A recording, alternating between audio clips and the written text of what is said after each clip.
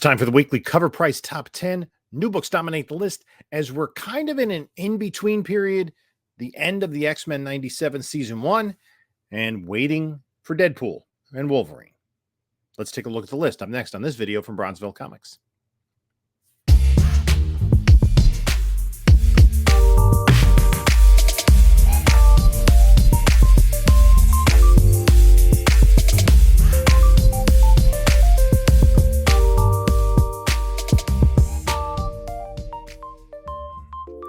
Hello, panelologists. This is Jim from Bronzeville Comics coming to you with another video. And before we get started, please like, comment, and subscribe.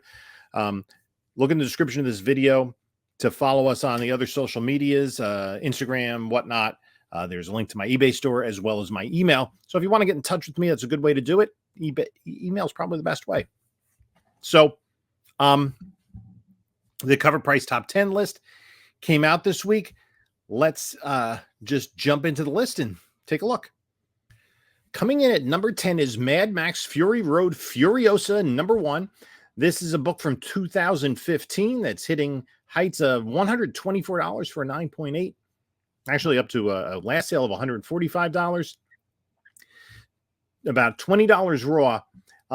The new movie is just out. However, the box office was disappointing to say the least, despite the acclaim that the original movie, this isn't really the original movie, but the previous Mad Max movie had received. Let's take a look at the Go Collect data. We can see this has been all over the place, trending about $100, but you know, it had gotten up to $175 during Comic Boom, $180 back in December, and then down to $28, and then up to $100. So, yeah, kind of stuff all over the place. I mean, the $28 auction back in January. There are only 84 universal copies on the census, 61 of them 9/8. Let's just see what Cover Price has to say about it. The Furiosa Mad Max Saga debuted this past weekend, and the reception has been mostly positive. Fans and critics alike praise the film, claiming it to be a film for fan first, general audiences second. The film's debut has increased interest in Furiosa's first appearance in Legacy. We saw the book make a climb through the past couple of weeks leading to the film's debut. However, as I said, box office disappointment. They said it was like one of the worst Memorial Day box office openings for a film in years. I didn't really dive into the numbers on that too much, but I don't think that this book has a whole lot of legs to it. And the only thing that kind of drives it is the scarcity in a 9.8, or scarcity in graded books as a whole. But I wouldn't be chasing this in a 9.8. Let's look at number 9. Sensational She-Hulk #2. This is the first cameo appearance in the modern age of Blonde Phantom. Blonde Phantom became a character we saw appear somewhat regularly in the Sensational She-Hulk series. She was a Golden Age character. And this book is selling for about over $100, $10 for a raw. We can see here, this is kind of interesting. Throughout its history, under $100, and then $33.60 and $42, and then where's my $499? And then back down to $70, and right here around $100 since the news. And look, there are no sales. There's only one sale in 3 months, and that was for $53, and then all of a sudden 4 graded sales. So I'm interested in that $500 sale. What is up with that? Yeah, fixed price $214.23. So kind of after the Comic Boom. Oh, this is weird. It lists Tales of Suspense 57, but it has a picture of this. I don't know if eBay still has this up. Nope. But enough about that. The reason this is making the list at number 9 is Taylor Swift single-handedly propelled Dazzler Comics into the spotlight, except it wasn't Swift that did anything. It was a simple rumor that she would cameo in the Deadpool and Wolverine movie as the mutant that made the books take off. This book is experiencing the same fuel on the heels of the next Swift rumor. According to a few leakers, Marvel has been in talks with Swift to take on the role of Blonde Phantom, a little-known hero from the Golden Age of comics. Problem is, her first appearance was in 1946 All Select Comics 11, which is both hard to find and already pretty pricey. A recent 2.0 raw sale of $1,795. A confirmation of Taylor playing this blonde bombshell will surely spike values. Budget consensus collectors turn to this more modern issue for during her first appearance in a comic since her Golden Age appearance. Granted, it's only a 2-page panel cameo of her as an older woman called Wheezy. However, in issue 4, it's revealed that she's the retired superhero known as the Blonde Phantom and features flashbacks of her alter ego's character in action. There hasn't been any official support or denial of this rumor, but is now enough to fire up the aftermarket. I said this about the Dazzler thing, especially for Dazzler being ongoing and not just kind of a one-off, kind of tongue-in-cheek nod in the Deadpool Wolverine movie. Taylor Swift is really, really busy. She's got her tour. She's going to Chiefs games. She's got to marry Travis Kelce and produce the Antichrist. So there's a lot on her plate. I'm not sure a Blonde Phantom TV show or a Blonde Phantom appearance. I don't know. Sounds a little suspect, but this is a fairly easy book to find. If you can find it for less than $10, go for it. Let's take a look at number 8. And number 8 is a recent book, Jenny Frison, 1 in 100 Virgin variant of Spider-Gwen Ghost Spider. You're going to have to pay probably close to $200 for this one. And it's just a really attractive Spider-Gwen book. To say that Jenny Frison is a rising star is an understatement. Her covers have been highly sought after in the aftermarket. The increasing popularity is well-deserved as her unique art style captivates collectors. Moreover, Spider-Gwen is one of the most popular Spider variants in the Spider-Verse. Pairing these two powerhouses has led to a spectacular retailer incentive. The high ratio, 1 in 100, will make it tough to find for fans of Frison and Spider-Gwen.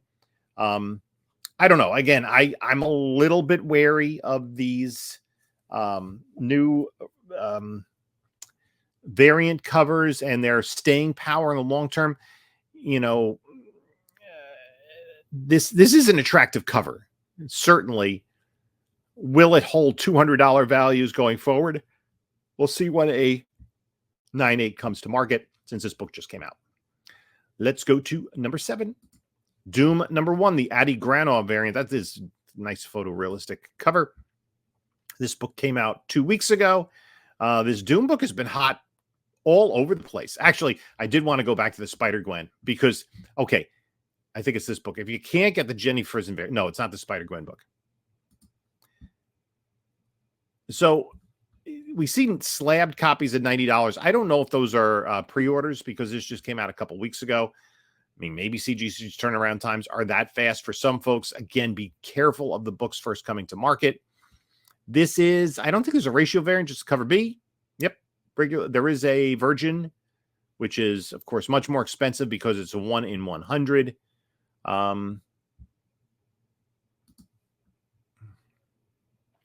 First in a series for Doom since the 2000s, Marvel also used this book as a platform to provide tribute to the late rapper MF Doom. The book took off due to the character's popularity and the story's quality. The book continues to skyrocket as fans discover the tribute to the rapper on the story's first page. The tribute is subtle, highlighting a few key lyrics as the beginning text of the story. One thing is sometimes, not always, sometimes Marvel releases new series and they portend characters appearing in the MCU. And I think that makes sense. I think we're going to get Doom sooner rather than later. And it makes sense to have a new title out there. And he does have a pretty large fan base. Let's go to number 6. Oh, this is the one. This is Essentia, issue 22, the J. Scott Campbell Torpedo Comics hidden mail-in exclusive from Wake Entertainment that just came out. I have no idea what this is. Let's take a look. Most of the best variant covers on the market are the ones that drifted by most casual collectors' radar. This book took a lot of work and patience to obtain. Fans of the Essentia series had to collect coupons from books 13 to 17 and mail them in for a secret J. Scott Campbell cover. The promotion had significant delays, halting production for nearly a year. This week marks the distribution of this long-awaited cover. It quickly hit the aftermarket and started to hit new all-time highs with each sale, with popularity that will likely continue to grow. With an estimated print run of 380, it's that much more desirable. Again, very, very niche part of the collector's market that you're appealing to. I mean, raw copies close to $300. I guess you got to be a big fan of Essentia and really want this book. I'd rather park my money in like a Silver or Bronze Age key, but that's just me. And, you know, you could, for a little bit less expensive, you could get this Frank Miller variant, which is absolutely hideous.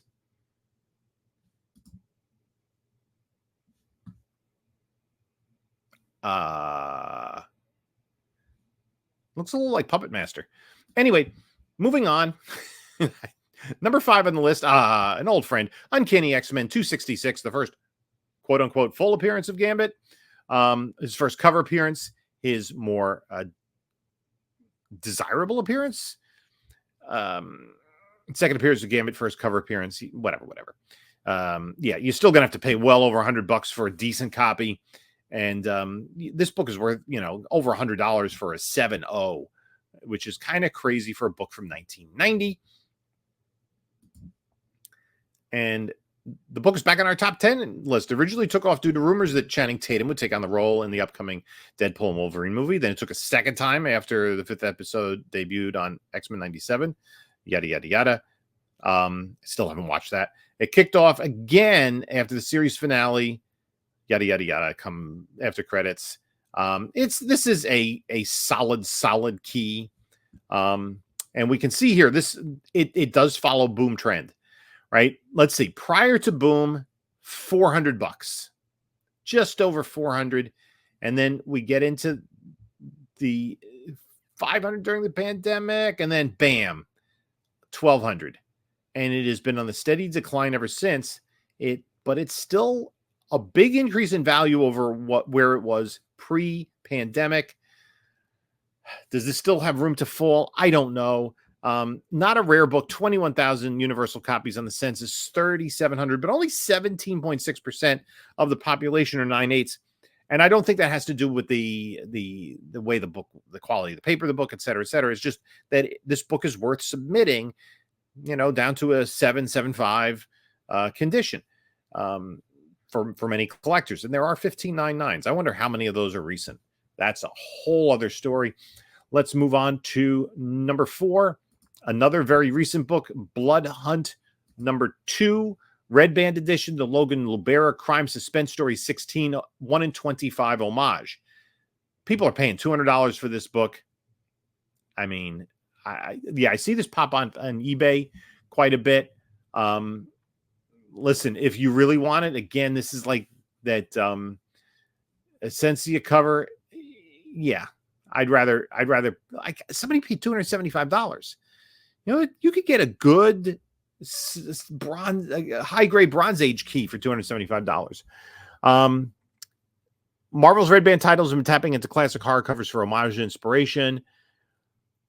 The move is quite brilliant, as the retailer incentives have been blowing up. The first issue retailer incentive has a near mint raw fair market value of $145. This book was just released last week and is already taking over the aftermarket, as fans of the homage covers are hunting it down. Again, if that's your thing, if you want that, that's a lot of money to spend. And, you know, I'd be interested to see where this is 6 months to a year from now. Number 3, New Mutants 98, the In-Hyuk Lee variant that just came out. It's a 1 in 25 facsimile that came out last week. $50 for the book.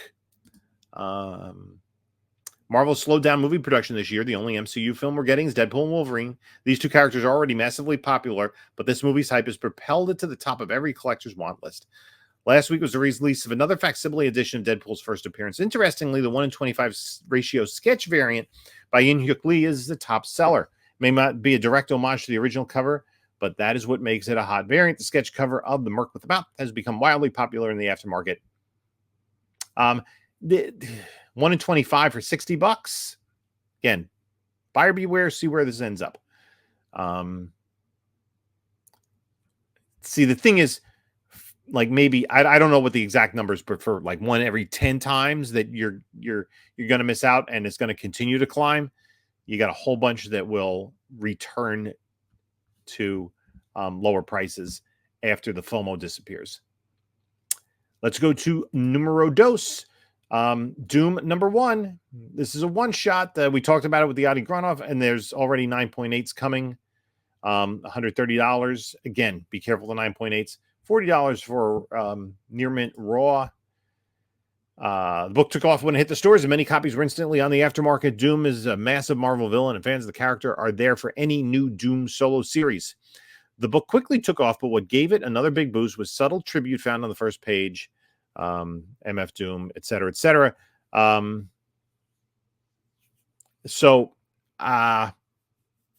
Yeah, this book disappeared quickly from LCS shelves. Again, how hot is it going to continue to be? And the other thing to keep in mind, does it tell us something about what's coming to the MCU? Let's look at #1 on the list. #1 on the list is X-Men 97, #2, the animation art second print, homage to X-Men 24. Near mint copies, about $10. This came out last week. I actually looked at this and passed it up. So, yeah. Let's go to #1. X-Men 97 was a crucial step in the reintroduction of the X-Men. The animated series debuted to positive reception from fans and critics. Every episode left us off on a cliffhanger, anticipating next week's episode release. Next episode's release in the following week. Et cetera, et cetera. Spoilers. I'm going to move on from this. We know X-Men 97 was popular and really lit a flame under some books in the aftermarket. The thing is, I mean, this is a recent book. So again, a lot of this list is stuff that came out recently. I'm always a little careful with that. You got to check your FOMO. But what I will say is, a lot of the books that this propelled, like X-Men 24, X-Men 25, etc., are books that are kind of readily available. There are plenty of copies out there. Let's look at the next the next 11. So we have New Mutants 98, first appearance of Deadpool, X-Men 185, Gambit as a Horseman of Apocalypse, The Authority #1.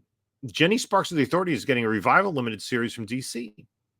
Many know that The Authority is on the DCU slate thanks to information provided by James Gunn. DC may be taking one out of the Marvel handbook and softening up audiences with a killer title before the character debuts on the big screen. So, I didn't really collect The Authority in those books. So, even though I am quite a DC expert, that is a blind spot for me. But yeah, this is a book that is really solidified in value. We see it 9.8, about $265. X-Men 24, Gambit and Rogue. Spider-Man 50, Greg Capullo, 1 in 100 Virgin variant. I guess it's unusual to see Capullo on Marvel. X-Men 53, the first appearance of Onslaught. Wolverine 75, where after he loses adamantium, we discover that Wolverine has bone claws, one of these holograph covers. X-Men 97 #1, cover A. Doom #1, the Maria Wolf 1 in 25, and Doom #1, the KRS Comic Corner Secret Wars 10 homage. That rounds out our list. So a lot of Doom, a lot of new books. X-Men 97 still driving the market. And we're still having a market largely driven by X-Men 97 and Deadpool Wolverine. I think it's going to take some more major news other than the fact that maybe Taylor Swift will be portraying Blonde Phantom. That to move the market. And really, Marvel and DC, they have a lot of kind of planning to do, and they have a lot of properties, I'm sure, that they have been developing and are ready to release news about, casting news, new shows, new characters, etc. Remember, James Gunn only released about half the slate for Chapter 1 in the DCU. Marvel's kind of been doing some quality control checking potentially on their properties, slimming down what they say they're slimming down, but we still seem to be getting a lot of series. So let me know what you think in the comments below about the books in the top 10. Are there any of these recent books that you've been grabbing or that you were able to grab for cover price? In the meantime, you can take a look at a couple of my other videos here. And this is Jim saying until next time, enjoy your comics.